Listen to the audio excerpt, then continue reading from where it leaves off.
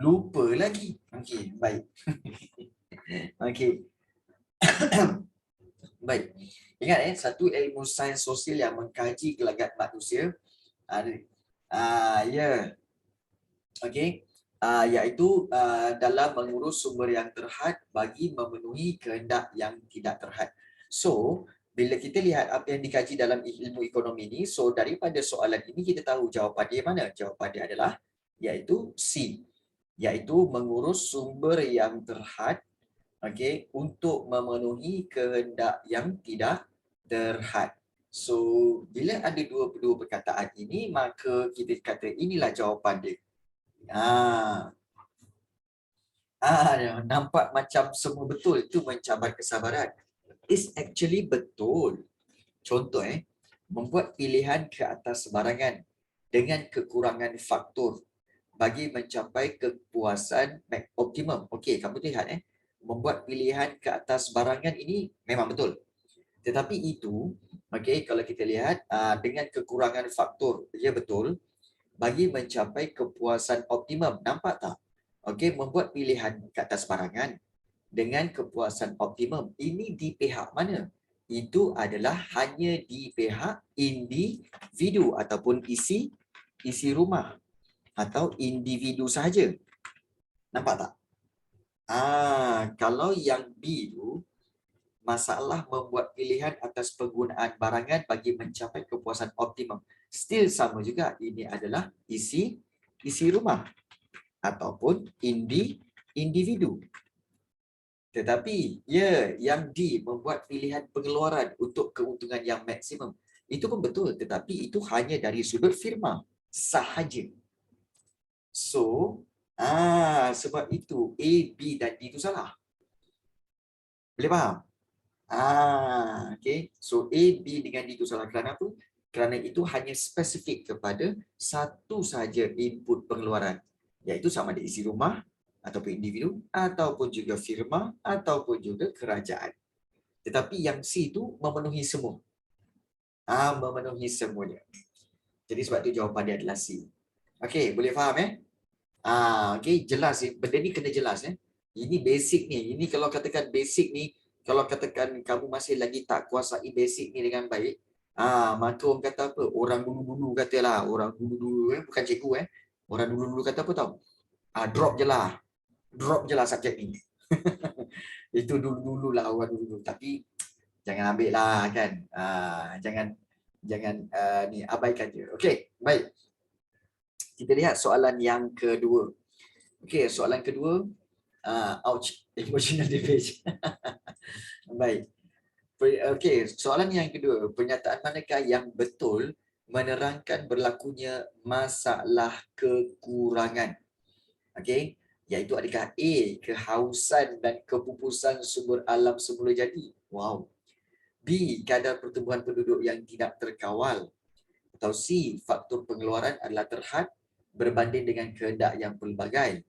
Ataupun juga yang D, faktor pengeluaran adalah tidak terhad berbanding dengan kehendak yang tidak terhad. Okey, yang ini jelas sekali jawapannya adalah iaitu C, faktor pengeluaran adalah terhad. Okey, berbanding dengan kehendak yang pelbagai. Pelbagai ni maksudnya macam-macam. Bila macam-macam, dia tidak terhad. Ingat yang itu. Dan kita kena tahu, inilah dia ekonomi, iaitu faktor pengeluaran confirm terhad. Faktor pengeluaran tu apa cikgu? 4 tu. Iaitu buruh, tanah, modal dan usahawan. So keempat-empat ni confirm terhad. Tapi kehendak confirm tak terhad. Lepas dapat sesuatu kita nak lagi satu. Kalau tak dapat sesuatu lagi nak satu. Dia macam tu. Jadi itu tidak terhad. Jadi jawapan bagi masalah kekurangan ini ialah C. Okey, faktor pengeluaran adalah terhad berbanding dengan kehendak yang pelbagai. Sebab itu menimbulkan masalah kekurangan. Okey. So cikgu tahu ramai yang boleh jawab soalan ni. Okey. Okey. So soalan yang ketiga. Rajah 1 menunjukkan faktor pengeluaran. Okey, sekali imbas kalau kamu lihat ini adalah Bila nampak gambar ini, bermakna ini adalah buruh. So, antara berikut, yang manakah ciri-ciri buruh dalam gambar tersebut? Adakah ianya berpendidikan tinggi atau sanggup menanggung risiko, atau mobiliti buruh adalah tinggi, atau tidak memiliki kemahiran profesional? So, mana satu? Baik. Kamu lihat balik gambar tu, buruh ni bekerja di mana ni? Di mana? Okey, di mana ni? Adakah di pejabat ataupun di kilang? Ianya di kilang. Ya, betul. Okey, di kilang. Dan kalau kamu lihat, kerja-kerjanya banyak menggunakan akal fikiran ataupun tenaga. Yang mana satu? Banyak guna akal fikiran ke banyak guna tenaga? Ya, dia banyak guna tenaga. So, bila guna tenaga, bermakna di sini, kalau katakan penggunaan tenaga, perlu tak degree untuk kerja-kerja yang menggunakan tenaga? Bagi tahu cikgu. Tak. Kamu tak perlu degree untuk kerja-kerja tenaga. Dia kena PG, betul. Lain macam Cik Edina, kan? Lain macam Edina tu Perli cikgu, mentang-mentang lah cikgu sekarang ni hari-hari pergi gym. Okey. Baik. Kan? Tokono dan. Okey, baik. Tapi dia main ketuk-ketuk tu cikgu. Memanglah dia main ketuk-ketuk, tetapi walaupun dia ketuk-ketuk macam tu, tetapi adakah mudah untuk ajar skill itu kepada buruh ini? Mudah je kan? Sebab penggunaan tenaga. Okey, kau ketuk macam ni, kau ketuk macam ni, kau ketuk macam ni, okey, pastikan dia sharp pun semua, okey, itulah dia. Ya, sebab skill itu mudah ditransfer. Skill tenaga mudah ditransfer. Tetapi kalau skill yang guna akal, sukar untuk transfer. Skill untuk akal, sukar untuk transfer. Contohnya, pengiraan account. Okey, account ni kamu kena siapkan. Okey, ni caranya. Okey, kau kena masuk ni, kena ni kan. Banyak kali kalau buat account salah, betul tak? Walaupun dah ajar banyak kali. Kenapa yang ini tak masuk? Ini kan salah kategori. Ini asset, bukannya liability. Nampak tak? Jadi, transfer skill yang menggunakan otak, lagi sukar berbanding transfer skill menggunakan tenaga. Sebab itu, kalau penggunaan tenaga, so yang mana satu jawapan dia? Perlu tak buruh ini berpendidikan tinggi? Perlu tak buruh ini berpendidikan tinggi? Ada degree, ada master, perlu tak? Ya, tidak. So, yang ini tak perlu. Sanggup menanggung risiko? Tak, itu bukan buruh, itu usahawan. So, jawapannya apa? Okey, 3 dan 4. Mobiliti buruh adalah tinggi dan juga tidak memiliki kemahiran profesional. Baik, mungkin adakah yang bertanya, cikgu, mobiliti buruh tu apa? Okey, mobiliti buruh ini sebenarnya adalah pergerakan, peralihan buruh. Buruh ini boleh tak beralih ke tempat lain? Dia kerja sini, kemudian besok dia pergi kerja kat kilang lain. Boleh tak? Boleh. Kan? So, kalau boleh bermakna mobility itu tinggi. Mobility buruh, sama ada mobility tugas ataupun mobility geografi. Mana dapat nama buruh tu? Itu buruh tu memang istilah yang digunakan daripada lama dululah. Nama buruh tu ya. Buruh ni ingat even cikgu pun dikatakan sebagai buruh. Dia bukan orang kata apa? Orang kata apa, bila kamu sebut buruh je terbayang kerja-kerja yang kotor pun semua kan. Sebenarnya buruh ni daripada sekecil-kecil kerja sampailah setinggi-tinggi kerja tu semua dipanggil buruh. Itu semua dipanggil buruh. Lain. Lain. Itu semua dipanggil buruh. Cuma bezanya adalah kalau kamu lihat yang kilang itu, okey, pekerja-pekerja kilang itu adalah buruh tidak mahir. Manakala kalau macam cikgu, kalau macam guru-guru sekolah kamu ataupun ayah-ayah kamu yang CEO ke apa semua kan, itu adalah buruh mahir. Ini buruh tak mahir. Buruh mahir dengan buruh tak mahir bezanya apa? Berpendidikan tinggi. Buruh mahir berpendidikan tinggi. Buruh tak mahir berpendidikan rendah. Itu je beza. Okey. Baik. So kita lihat di sini jawapannya adalah D. Nombor 3 adalah D. Nombor 4 kita lihat di sini. Okey. Pernyataan di bawah menerangkan tentang masalah kos lepas. Okey. Masalah kos lepas.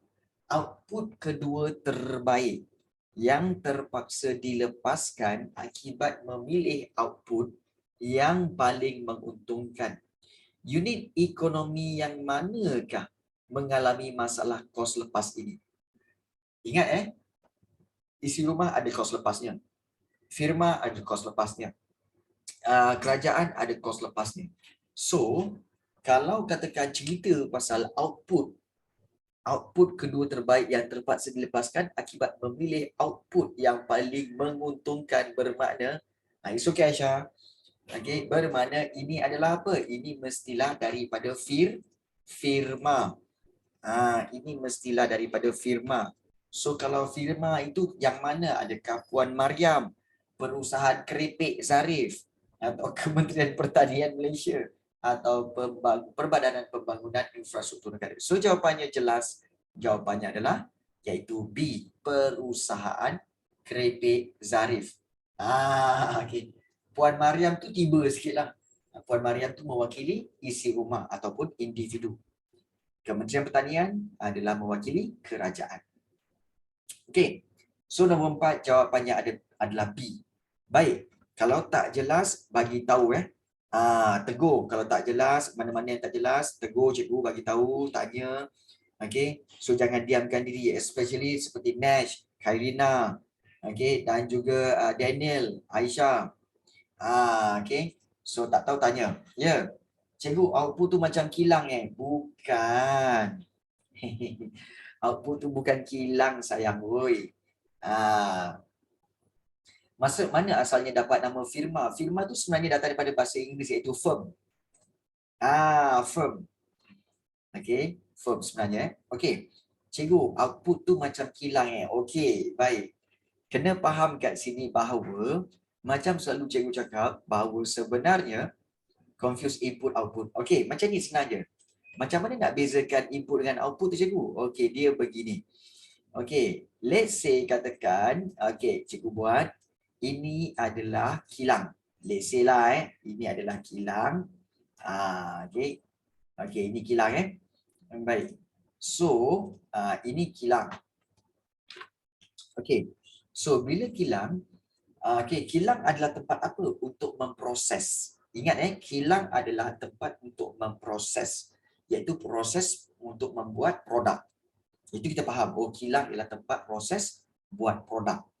Kalau nak buat produk, mestilah ada dia punya bahan mentah. Betul? Contohlah, kalau katakan kita kata kilang sabun. Let's say lah kilang sabun Shimir. Contoh kilang sabun Shimir. Okey. Kilang sabun Shimir. Okey. Baik, kenapa sabun? Kenapa sabun? Entahlah. Baik, bila nak pakai kilang, bila nak buat kilang sabun, okey, Shimir perlukan apa? Shimir perlukan seperti minyak kelapa sawit, minyak. Kemudian juga perlukan apa? Perlukan pewangi. Okey. Kemudian juga perlukan pelbagai bahan-bahan lainlah. Okey. Itu apa? Itu adalah bahan mentah. Betul? Kemudian satu lagi, dia kalau ada bahan, tak ada orang yang nak buat, tak boleh juga. So perlu pekerja. So di sini dia perlu pekerja mana? Okey, dia perlu pekerja yang menjalankan mesin. Pekerja mesin. Kemudian juga dia perlu apa? Ada kerani. Kerani. So ini kategori apa? Kategori buruh. Tu buruh. Jadi bahan mentah dengan buruh ini, kedua-dua ini dipanggil sebagai input. Ingat ini dan juga ini dipanggil input. Okay, input. So input inilah yang akan dimasukkan ke dalam kilang. Bukan. Usahawan bukan dikira input, bukan. Okay. So input ini akan dimasukkan ke dalam kilang. So input buruh bahan mentah, okay, akan dimasukkan dalam kilang. So kilang pun okay, gunakan buruh dan bahan mentah tu, itu dipanggil input. So bila dah siap ke semua, so dia keluar. Bila keluar jadilah okay, jadilah kita kata sabun cap sabun cap kapak Shimer. Okay. So sabun cap kapak Shimer contoh. Okay. Itu dipanggil apa? Itu dipanggil produk atau juga dipanggil output. Nampak tak? Itu perbezaan dia. Input dan output. So input sebelum di luar kilang, dia kena masukkan dalam kilang dan proses keluar jadi apa? Output. Boleh faham semua perbezaan input dan output? Yes, output mesti lepas proses. Output mesti lepas proses. Output dia tak boleh berada dalam kilang. Output mesti lepas proses. Baru dipanggil output. Ataupun dipanggil produk. Okey, baru faham. Yeah.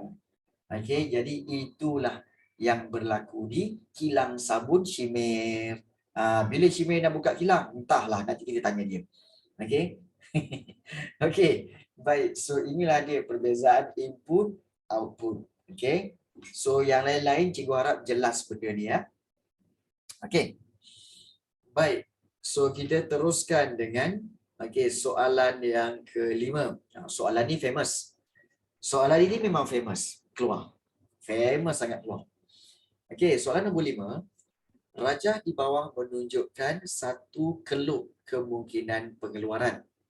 Okey, iaitu kalau keluk kemungkinan pengeluaran, ingat dia perbandingan dua barang. Barang A dengan barang B. Okey, barang A barang B lah. So, apa yang berlaku sebenarnya? Korang faham tak tentang tentang apa garisan ini? Sebenarnya dia cerita apa sebenarnya ni? Dia cerita apa sebenarnya barang A dengan barang B ni? Dia cerita apa sebenarnya? Ada sesiapa yang tak faham tak? Untung bukan.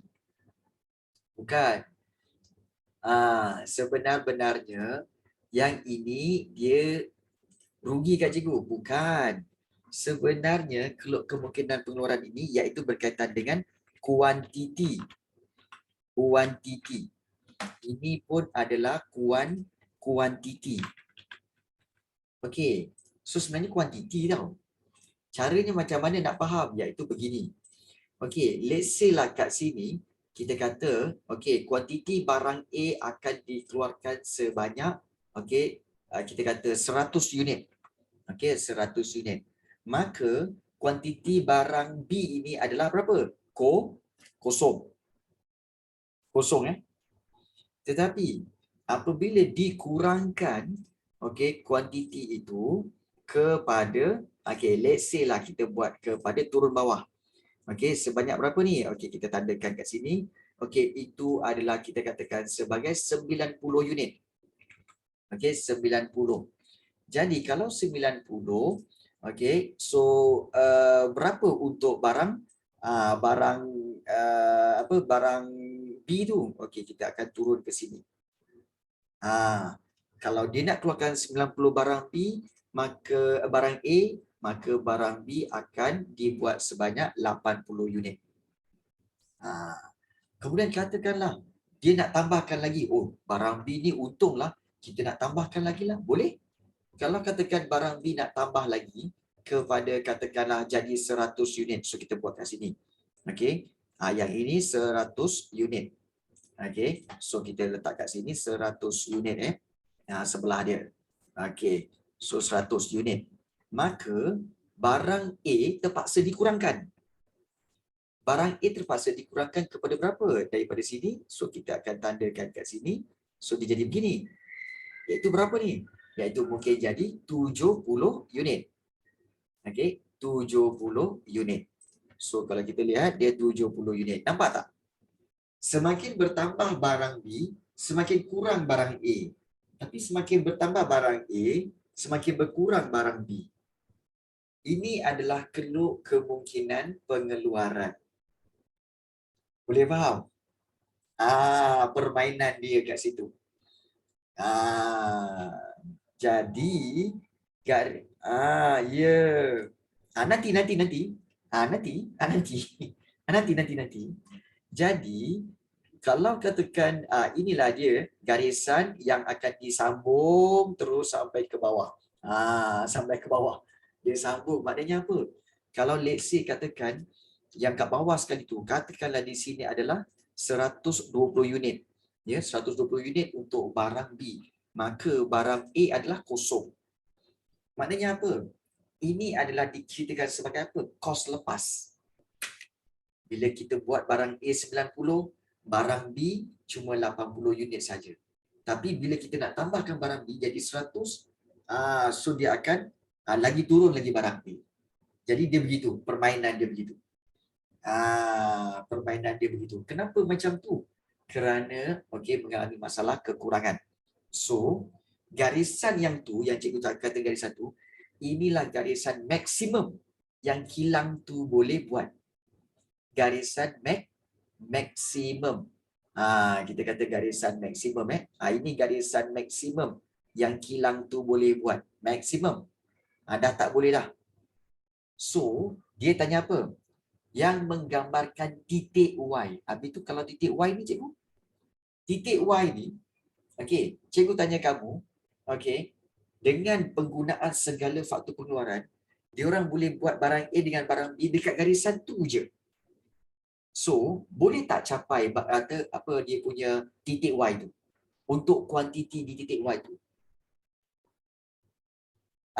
Y tu mustahil.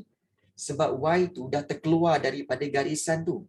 So, Y tu kat mana? Y tu mungkin dekat sini. Mungkinlah kuantiti A tu boleh sampai. Tapi kuantiti B ni tak boleh sampai. Dah terlebih. So, tak boleh sampai. Tak boleh capai. Memang tak boleh capai. Sebab dah terlebih. Dah terkeluar daripada garisan lengkung. Ya, dah keluar daripada garisan lengkung. Maknanya, titik Y itu titik apa? Titik Y itu titik apa? Iaitu titik yang dipanggil sebagai ini dia. Dipanggil titik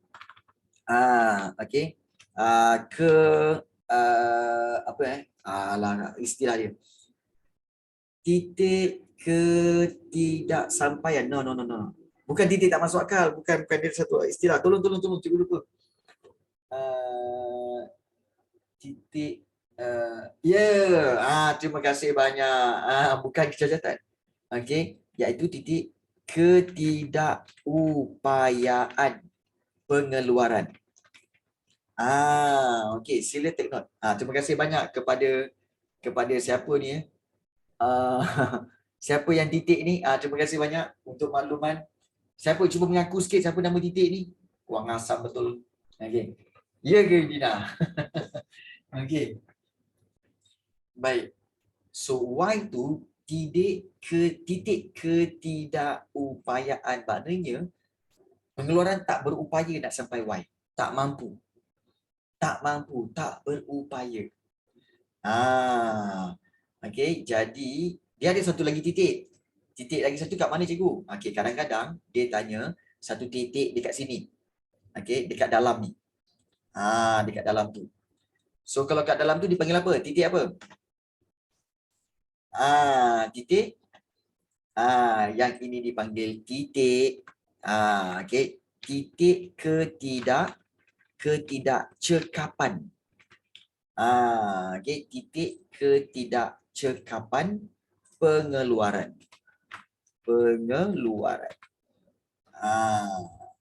Ya, kenapa kat situ ketidakcekapan?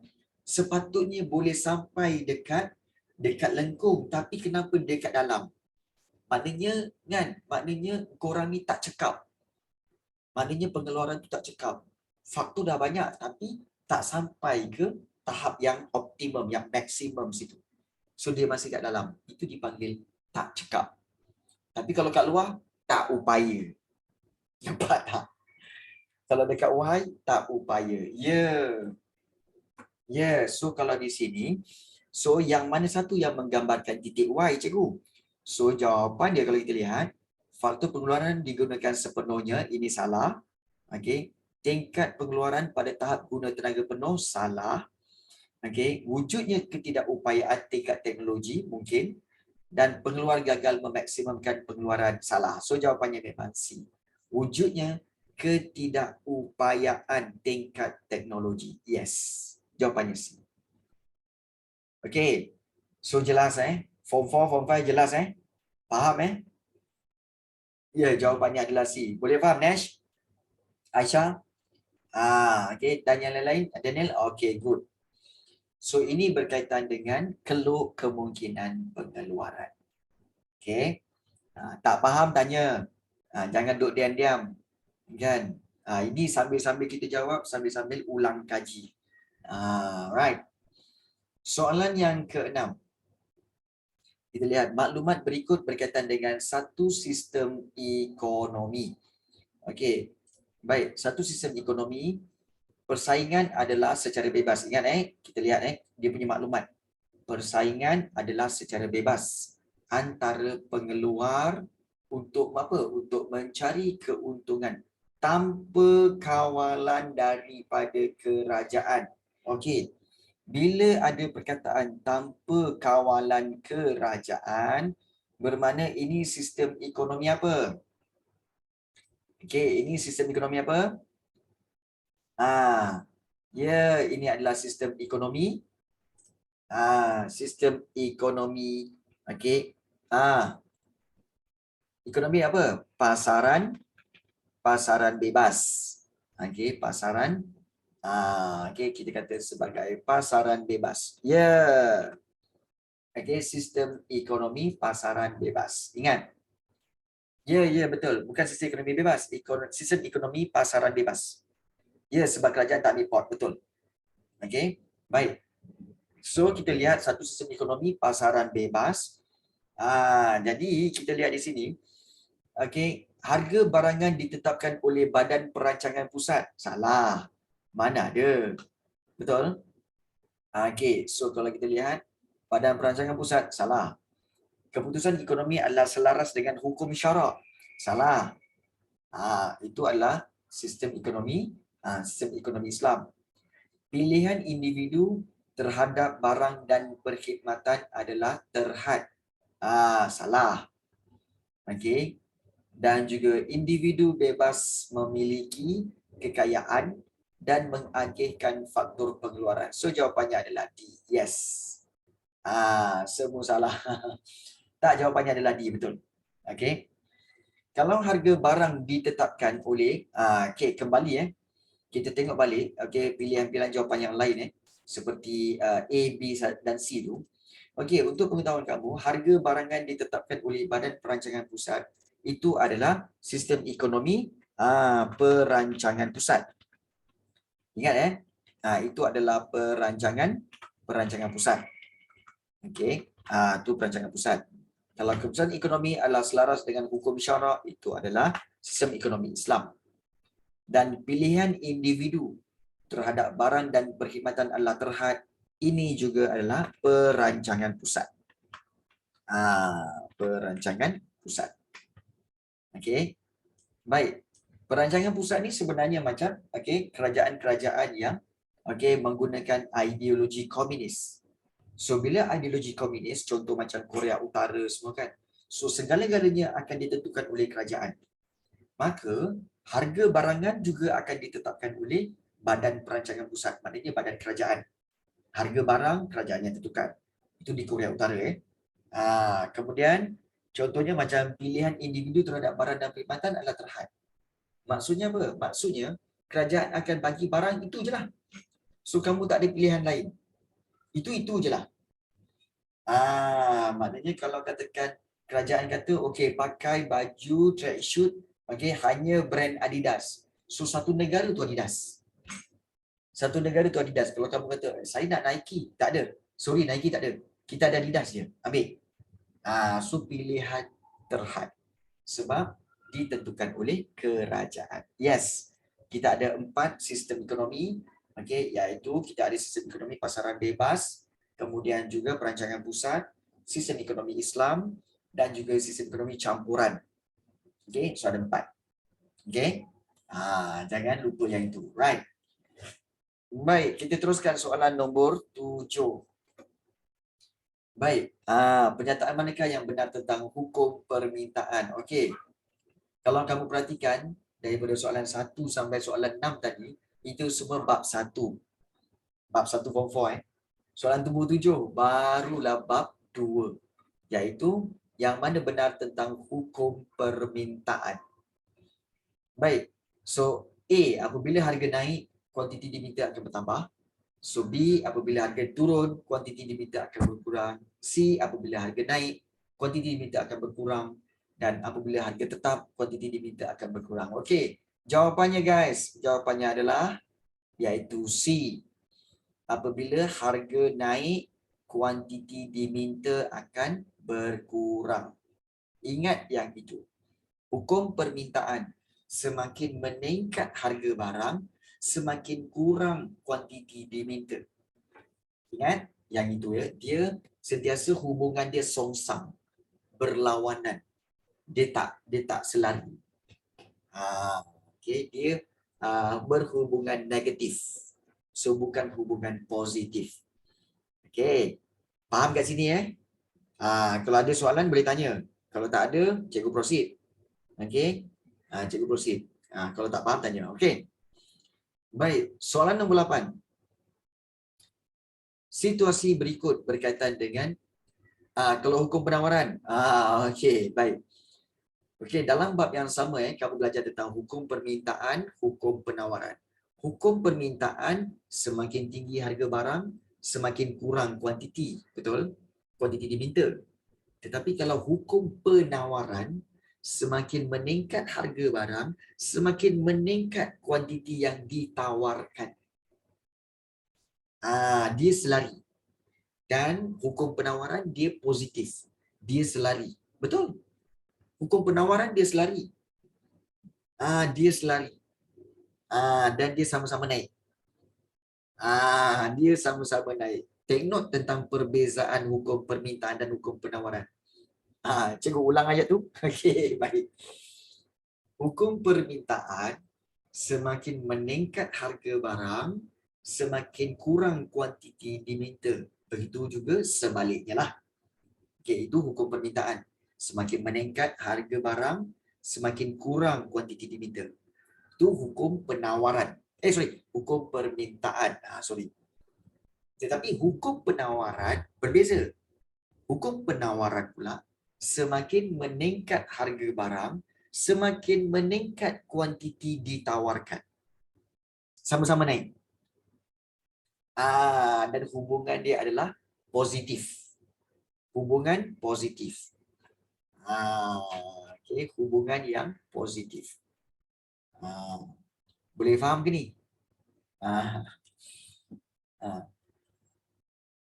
Dah tu hukum dua-dua tu tak ada kena-mengena lah cikgu. Memang dua-dua hukum tu tak ada kena-mengena.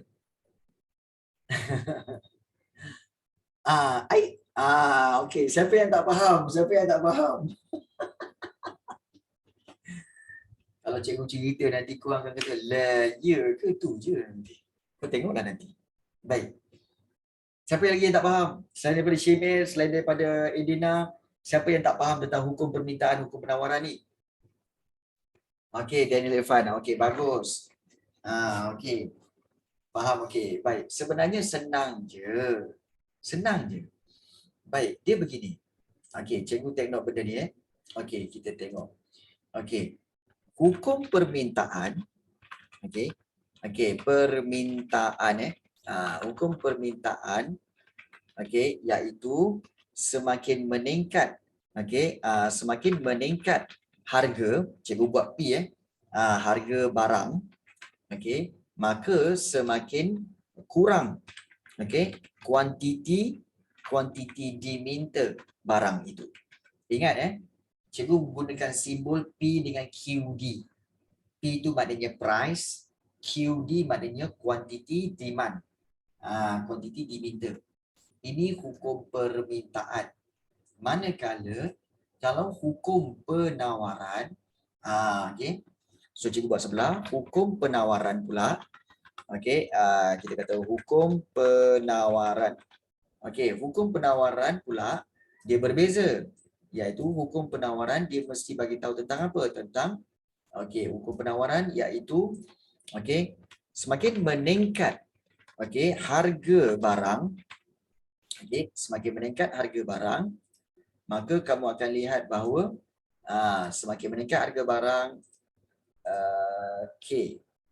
maka semakin meningkat juga meningkat kuantiti kuantiti yang ditawarkan barang. Ingat, QS adalah quantity supply dan supply itu adalah penawaran. Kenapa berbeza? Kerana ini merujuk kepada pihak yang berbeza. Hukum permintaan untuk isi rumah, manakala hukum penawaran untuk firma. Ya, sebab itu dia berbeza. Senang je. Memanglah macam kamu kan, isi rumah kan.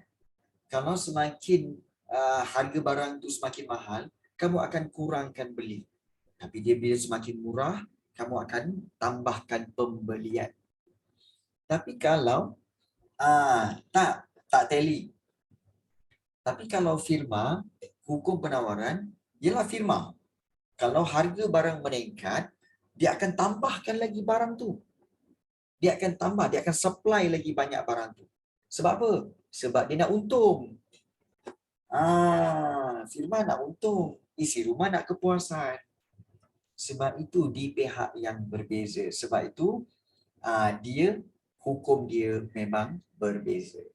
Boleh faham, Daniel? Boleh faham sebab apa berbeza? Kerana di pihak yang berbeza. Okey, baik, bagus. So itulah kena faham iaitu hukum permintaan dan hukum penawaran. Senang je sebenarnya, kena faham tu. Baik. So soalan 7 kita dapat C. Soalan yang ke-8. Okey, situasi berikut berkaitan dengan satu penentu permintaan bagi telefon pintar. Okey, rajah manakah yang menunjukkan kesan perubahan terhadap situasi di atas? Okey. Baik.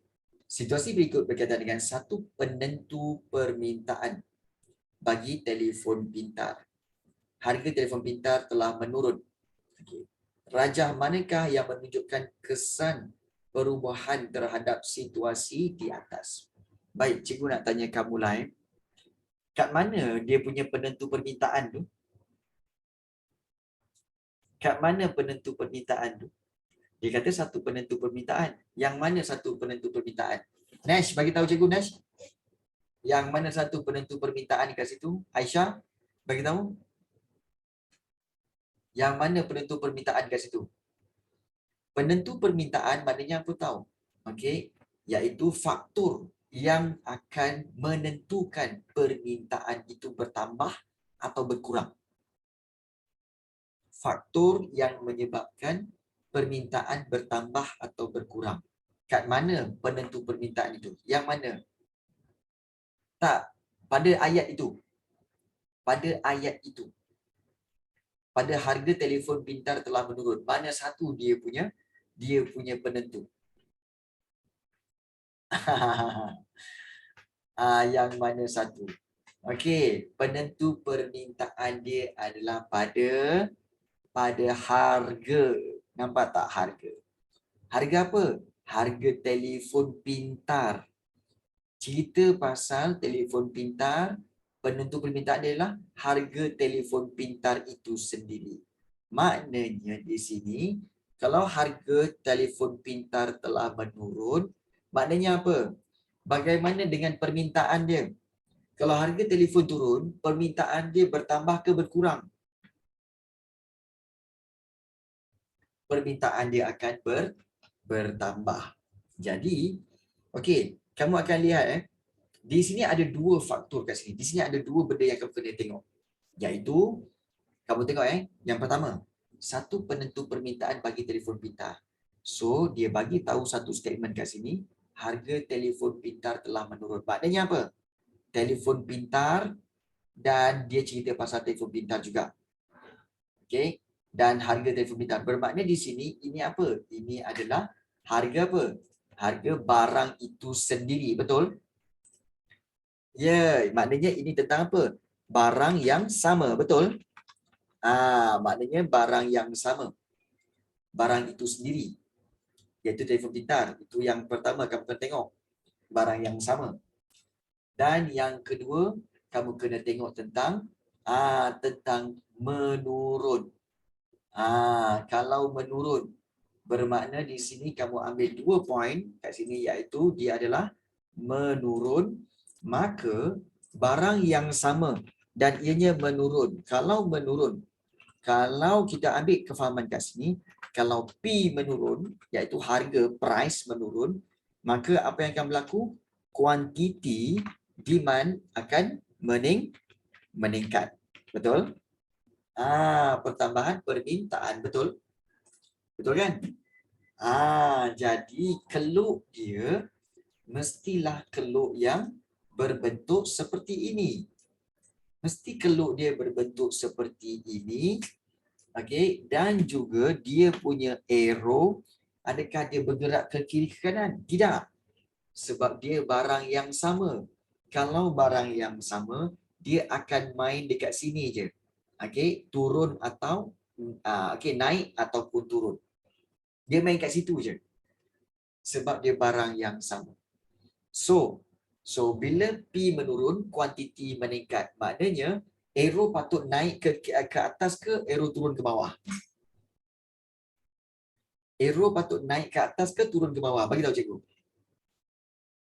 Ya, arrow akan turun ke bawah. Ya, turun ke bawah. Bila turun ke bawah, bermakna yang betul adalah, okey, so dia akan turun ke bawah seperti ini. Dia turun ke bawah. Jadi yang mana satu? A dengan B confirm salah. A dengan B confirm salah sebab dia beralih. Confirm salah. So, kalau kita tengok yang C, itulah dia. So, dia turun ke bawah. So, jawapannya adalah C. Nampak tak? Okay. Nampak tak? Itu sebenarnya soalan ni. Boleh nampak okay. So, kan, kalau katakan ada pelajar kata apa, cikgu ekonomi susah lah cikgu. Ya Allah, cikgu cakap apa? Ekonomi lah paper yang boleh kau score. Paper boleh score. Baik, so ada yang tanya, apa beza antara keluk A, B dengan C dan D? Bagus soalan tu. Baik, yo je cikgu. Iya. Okey. Baik, ada yang tanya, apa beza keluk A dengan B ni cikgu? A dengan B macam mana? Okey. A dengan B ni, okey, iaitu kita boleh tulis kat sini, iaitu berkaitan apa? Ini, okey, faktor penentu permintaan dia, okey, penentu permintaan iaitu bukan harga barang itu. Bukan. Iaitu mungkin juga merangkumi apa? Mungkin juga kerana apa? Kerana harga barang lain, sama ada barang, kemudian mungkin sebab harga barang penggenap atau barang pengganti, atau juga kerana fashion, ataupun juga kerana cita rasa, atau kerana apa? Kerana dasar kerajaan. Dasar kerajaan dan sebagainya.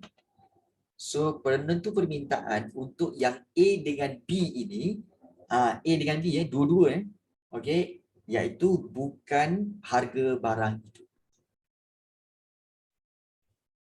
Boleh nampak? Kenapa cikgu cakap bukan harga barang itu? Senang je. Cuba tengok betul-betul. Harga dia berubah tak? Harga dia berubah tak? Naik ke, turun ke? Berubah tak? Dia tak berubah kan? Dia stay kat situ kan? P kosong kan? Berubah tak? Dia tak berubah kan? Harga dia kat situ je. Tapi kuantiti dia yang berubah. Sama ada kuantiti dia berkurang, okey, atau mungkin kuantiti dia bertambah. Nampak tak? Bermakna kat sini, bagaimana kuantiti itu bergerak? Bukan pasal harga barang tu. Bukan pasal harga telefon pintar tu. Mungkin pasal lain. Pasal apa? Contoh Contoh. Kita ambil contoh dasar kerajaan. Oh, mungkin kerana kerana kerajaan telah memberi bonus kepada kaki tangan awam. So, bila memberi bonus kepada kaki tangan awam, maka permintaan telefon pintar bertambah. Dia bergerak ke kanan. Dia bergerak ke kanan seperti kelop B ni. Jadi, kuantiti permintaan telefon pintar bertambah. Kenapa harga tak berubah? Tapi kuantiti bertambah. Oh, rupanya kerajaan bagi bonus. Nampak tak? Itu penentu permintaan, bukan harga barang. Tu contohlah. Salah satu contoh. Dan sudut dasar kerajaan. Okey, boleh faham? Ataupun kalau mungkin yang di atas tu, contohlah kita ambil dasar kerajaan lah. Kenapa kuantiti harga tak berubah, tapi kuantiti telefon pintar itu beralih ke kiri. Makin berkurang pula cikgu. Kenapa Okey, mungkin dasar kerajaan iaitu apa? Kerajaan telah menaikkan cukai. Menaikkan cukai pendapatan kepada rakyat Malaysia. Menyebabkan rakyat Malaysia dah tak ada duit. So, rakyat Malaysia tidak lagi membeli telefon pintar. So, walaupun telefon pintar tu harga yang sama, tapi dia punya permintaan berkurang. Sebab apa? Rakyat tak ada duit dah. Kerana dasar kerajaan mengenakan cukai. Nampak tak? Nampak tak kat situ? Nampak tak ni? Korang ni kan. Tak faham tanya. Khairina, Aisyah. Nampak. Nampak tu memang nampak. Faham tidak? Boleh imagine lah. Okey, faham. Boleh imagine. Boleh faham so di sini. So ingat. Okay, inilah dia perbezaan di antara peralihan kelop tu. Bagus soalan Khairina. Okey, barang penggenap tu macam mana? Bagus. Barang penggenap tu, okey, iaitu barang yang perlu digunakan sekali ataupun serentak. Contoh macam okey, tayar dengan rim. Contoh, kereta dengan petrol. Contoh, dia kena guna serentak. Contoh contoh. Okey. Satu lagi yang paling mudah iaitu kasut dengan stokin. Kita ambil yang mudah, kasut dengan stokin. Ya. Baik, katakanlah kerajaan mengurangkan harga kasut sekolah. Bila kurang harga kasut sekolah akan permintaan kasut sekolah akan meningkat, betul? Sebab harga kasut tu dah murah. Tapi bagaimana dengan permintaan stokin? Harga tak berubah. Contoh ini stokin lah ni. Untuk kelop stokin. Stokin dia tak berubah, tapi dia bertambah. Tiba-tiba dia bertambah permintaan dia. Apa pasal rupa-rupanya harga kasut telah berkurang. So, permintaan kasut bertambah. Bila permintaan kasut bertambah, kenalah beli stokin juga. Jadi, permintaan stokin pun tak pasal-pasal bertambah. Walaupun harga stokin tak berubah, tak pasal-pasal harga stokin, permintaan stokin bertambah. Itu barang penggenap. Barang penggenap. Okey. Kalau dalam kes ini, mungkin kita ambil telefon pintar dengan charger lah kot. Ke power bank ke telefon pintar dengan power bank? Mana yang sesuai? Okey, telefon pintar dengan charger lah. Dia kena pakai sekali kan? Dia kena pakai sekali. So sekarang ni ada yang phone yang dia jual telefon bimbit saja tapi tak jual charger. Kan macam iPhone kan. Barang ganjil ada ke? Tak ada. Okay. So contoh kalau katakan jual telefon. Harga telefon telah dikurangkan, maka orang ramai beli telefon bimbit. Maka apa yang berlaku kepada charger? Charger pun harga tak berubah, tak pasal-pasal orang permintaan dia tinggi. Betul. Sebab itu cikgu tak beli iPhone, sorry lah. Kan? Cikgu tak beli iPhone, sorry lah. Okay. Ina Sofia suka iPhone ke? Okay. Oh tak, okay, baik. Cikgu pun tak suka iPhone. Cikgu pun tak suka iPhone.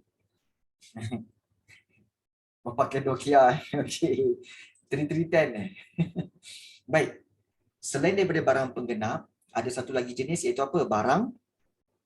Barang pengganti. Barang pengganti. Barang pengganti ni iaitu barang yang boleh menggantikan fungsi barang itu. Contohnya kopi dengan teh. Okey, kopi dengan teh. So bila kopi, harga kopi mahal, orang tak beli kopi. Tapi orang pergi beli teh. Walaupun teh tak berubah, tiba-tiba permintaan teh bertambah. Apa halnya yang bertambah? Oh, rupanya kopi dah mahal. So orang beli teh. So teh yang harga dia maintain, tiba-tiba permintaan teh bertambah. Boleh faham tak Khairina? Tentang barang penggenap, barang pengganti, itulah dia. Okay? Kesian dia pilihan kedua. Well, nak kata apa? Hidup ini, ingat hidup ini macam ekonomi. Kadang-kadang kamu menjadi pilihan utama. Kadang-kadang kamu menjadi kos lepas. So terimalah hakikat kalau kamu menjadi kos lepas. Okay. Kadang-kadang kamu barang penggenap. Kadang-kadang kamu barang pengganti. Terimalah hakikatnya. Mainkan watak anda. Kalau anda memang barang penggenap, okay, bersyukurlah anda jadi barang penggenap. Kalau anda menjadi barang pengganti, bersyukurlah mainkan peran watak anda sebagai barang pengganti. Macam, deep. Oh, ini deep. Okay, baik. Barang penggenap maknanya barang yang sentiasa diperlukan. Kan? Tanpa kita kan, dia rasa tak lengkap. Itu barang penggenap.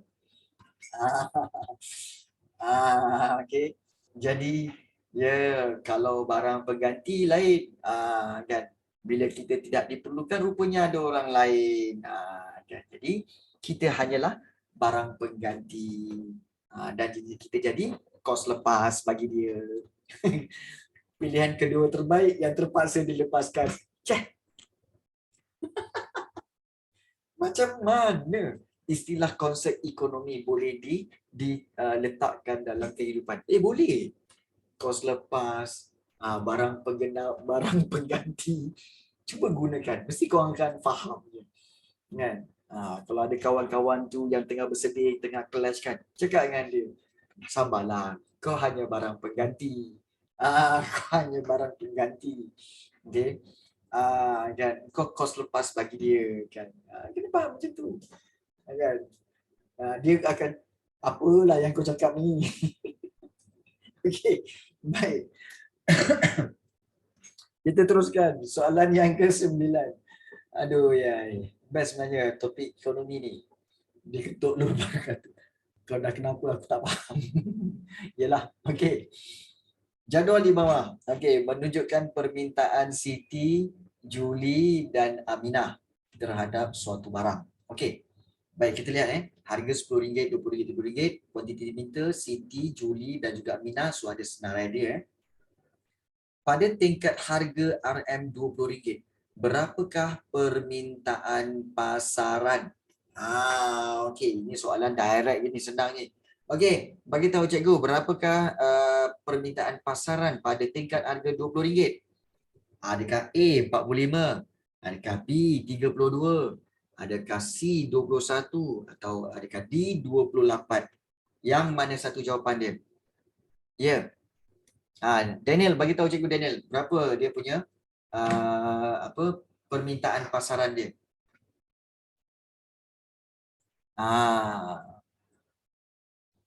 Okey. Saya rasa B lah. Oh, okey. Baik.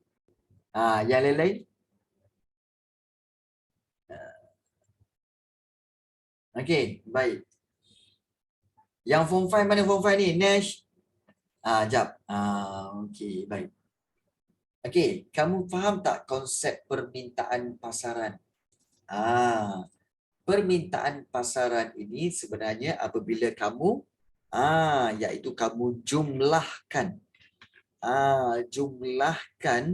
semua kuantiti permintaan individu. Okey, individu pada satu tingkat harga. Itu sebenarnya. Jumlahkan semua kuantiti permintaan individu pada satu tingkat harga. Maksudnya apa? Maksudnya di sini, bila kamu tengok ada permintaan pasaran diberikan 3 individu ni, sepatutnya kamu kena belajar untuk apa tahu? Buat di sebelah kanan sekali, kamu buat kuantiti pasaran. Iaitu kuantiti ataupun kita kata kuantiti permintaan permintaan pasaran. Okey, so di sebelah kanan sekali. So bagaimana kamu nak buat? Iaitu kamu campurkan pada harga RM10, Siti 10, Juni 15, Aminah 20. So dapat berapa permintaan pasaran dia? Di situ adalah lebih kurang 45. Kemudian pada harga RM20, 7 campur 9 campur 16 itu adalah 32 unit. Dan pada harga RM30, 5 campur 4 campur 12. So ini adalah 21. So soalan tanya, pada tingkat harga RM20, berapakah permintaan pasaran? Just ambil yang ini saja. Pada harga RM20. Kita tengok kan? RM20, 32 unit. So jawapannya adalah B. Simple saja. Senang kan? Permintaan pasaran. Kalau ada 3, campurkanlah 3-3. Kalau ada 4 orang, campurkan 4-4. Kalau ada 5 orang, campurkan 5-5. Okey, itu untuk mendapat kuantiti permintaan pasaran. Boleh faham Daniel? Khairina boleh faham Khairina? Boleh okey, baik. Bagus. Okey. Jangan malu untuk bertanya, jangan malu. Okey. Biar bertanya terus. Baik. Soalan 10. Okey, raja di bawah menunjukkan perubahan permintaan bagi alat tulis. Baik, antara yang berikut yang manakah menyebabkan perubahan permintaan tersebut? Okey. Baik, macam cikgu dah terangkan tadi kan. Bila kita tengok harga tak berubah, keluk ni ada 2 garis. Kemudian dia bergerak ke kiri. Oh, ini bukan pasal harga barang itu. Ini mungkin pasal barang lain. Okey, pasal faktor-faktor lain. Baik, dia bertambah ke kurang?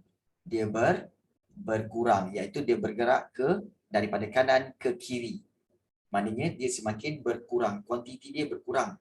Harga maintain, tapi kuantiti berkurang. Jadi soalannya, yang manakah menyebabkan perubahan permintaan ini? Apa sebab dia? Okey. So, adakah A, jangkaan harga alat tulis akan turun pada masa depan? Okey. Ataupun B, bantuan keuangan diberi kepada murid sekolah? Atau C, cukai pendapatan individu dikurangkan? Ataupun D, bermula musim peperiksaan sekolah? Jadi, ini perubahan permintaan bagi alat tulis ya. Alat tulis. So, mana satu jawapan dia? Okey, cikgu nak semua 8 orang sila jawab. 7 orang. Jawapan dia satu. Okey, Aisyah dah jawab, Irina Sofia dah jawab. 8 orang. Baru 2 orang. Mana lagi 5 orang? Nash, Shimir. Okey, baik.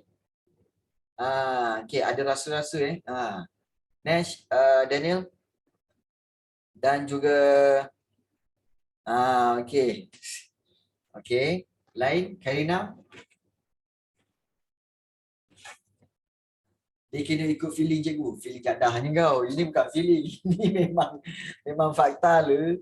Okey. Main feeling lah pula. Okey. Baik. Mana lagi ni? Okey, Airil, Nash. Okey, baik. Dapat kita dapat? Okey, baik. Ada juga yang jawab salah. Baik, ada yang keliru antara C dengan A. Baik. So kalau kita lihat di sini, antara C dengan A, okey, kita tengok daripada bawah D. Kalau bermula musim peperiksaan sekolah, sudah tentulah ramai orang akan beli alat tulis. Bila ramai beli alat tulis, maka okey, keluk dia itu akan bergerak ke kanan. Betul tak? Kuantiti bertambah. Okey. Kalau C, cukai pendapatan individu dikurangkan, maknanya cukai pendapatan isi rumah, cukai pendapatan mak ayah kamu. Okey, cukainya telah dikurangkan. Maka mak ayah kamu akan ada lebih duit.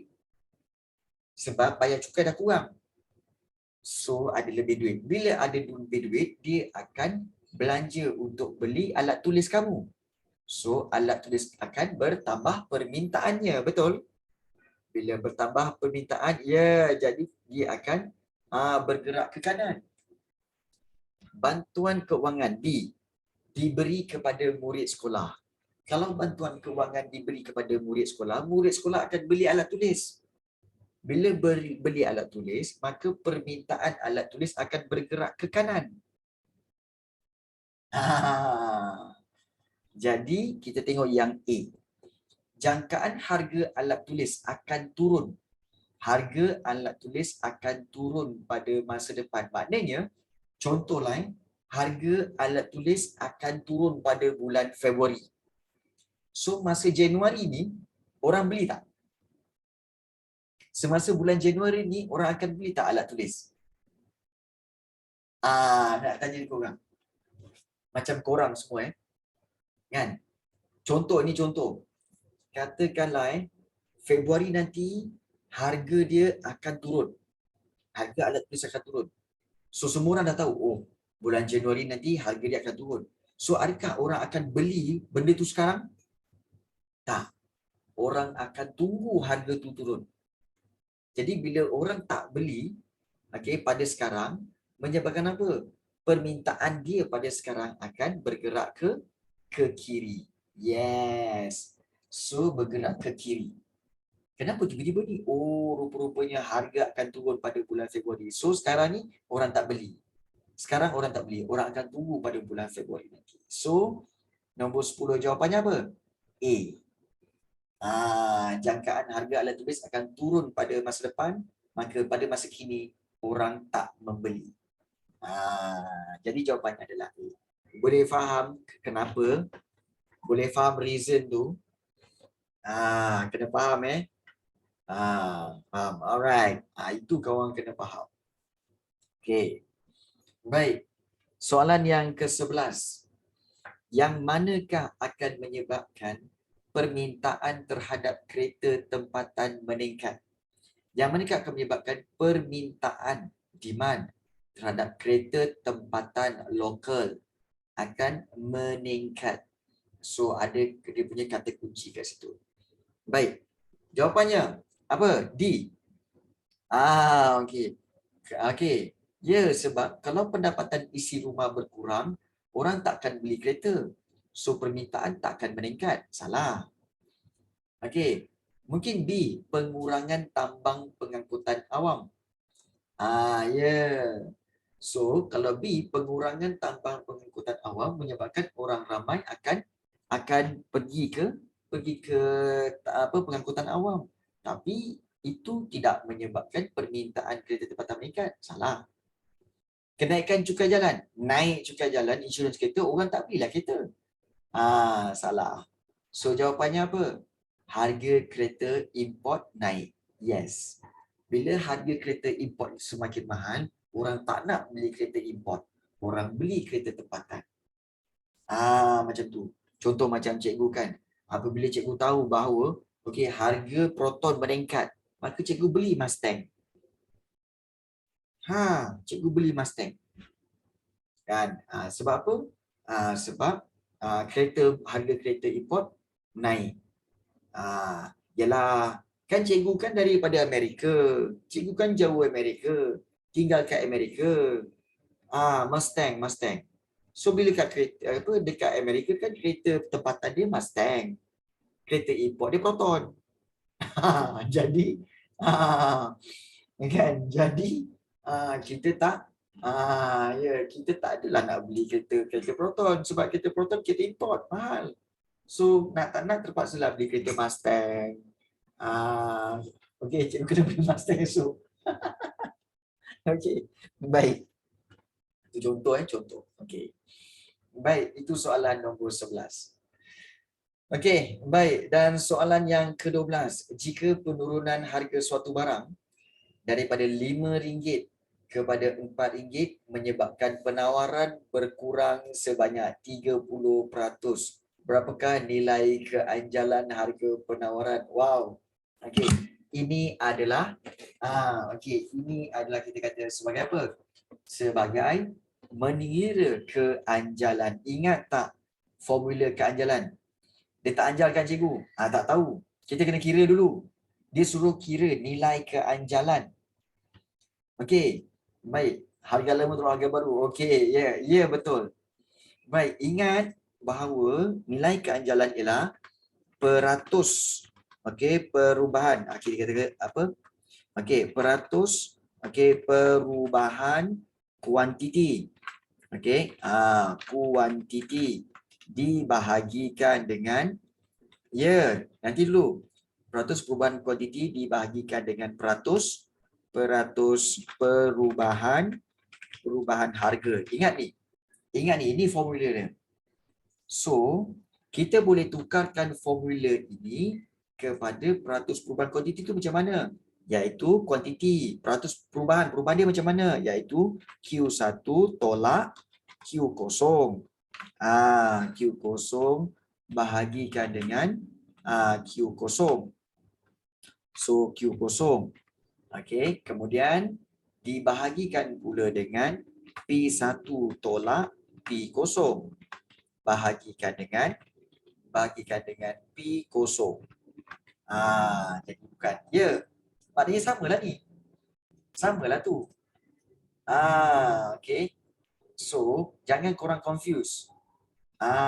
So dia bahagi. Yang ini mewakili yang ini.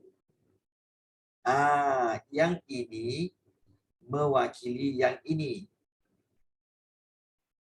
Boleh faham? Boleh faham? Tapi cikgu kuantiti tak ada. Tak susah pun. Kamu masukkan je formula dia. Contohnya okey. Masukkan formula. Contohnya, kalau kamu lihat di sini, okey. Harga dia bagikan. Tapi penawaran berkurang sebanyak 30%. Maknanya kuantiti kan? So, kamu just masukkan saja, iaitu formula itu yang di sini 30%. Okey, 30%. Okey. Kemudian bahagikan dengan harga. So, dia bahagi macam ni. Bahagikan dengan P1 tolak P0. Maknanya daripada RM5 kepada RM4. Maknanya 4 tolak 1. Betul? Okey. Maknanya 4 tolak 5. Bahagikan dengan harga asal dia iaitu apa? 5. 5. So macam itulah. 4 tolak 5, 1 bermakna 1/5. Betul?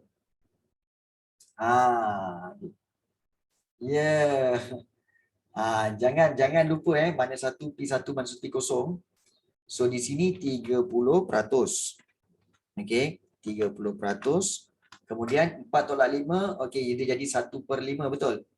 Baik. So negatif 1/5. Okey, kalau 1/5 berapa persen? Tak boleh terbalik. Tak boleh. Baik, 1/5 berapa persen? 1/5 darab dengan 100. Berapa? Siapa tahu? Darabkan dengan 100. Berapa? 20. Ya, betul. Okey, darabkan dengan 100. So, jawapannya adalah bersamaan 20. So, 20%. Betul? Nampak tak? Okey, nampak tak? Dia gitu. So sekarang ini bermakna kalau kita susun balik, iaitu 30%. Okey, bahagikan dengan 20%. Okey, so kalau bagikan dapat apa? Bagikan dapat apa? 30% bagi 20%, maknanya 30 bagi 20 lah. Ataupun 3 bagi 2. Berapa dapat? 1.5. Jawapannya adalah D. Senang tak? Senang. Okey. Senang. Jangan lari daripada formula tu. Tu je. Siapa nak ambil pengiraan tu. Tak pasal-pasal. Mengira. Masya Allah. Dah pukul 7 dah. Belum apa-apa dah pukul 7 dah. Aduh, yai.